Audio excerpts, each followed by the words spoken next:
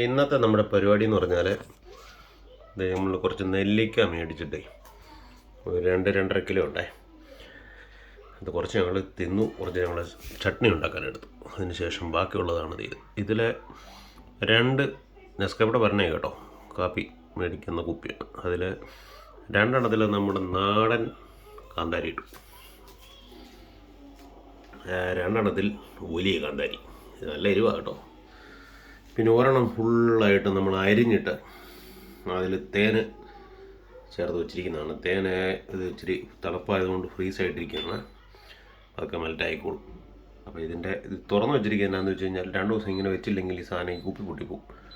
ഇതിൻ്റെ ഗ്യാസ് പുറത്ത് ചാടിപ്പോണം, അതുവരെ നമുക്കിങ്ങനെ വെച്ചാൽ പറ്റുള്ളൂ.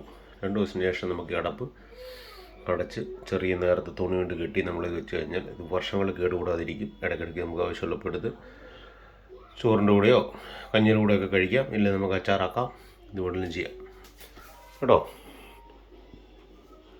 ഓക്കെ.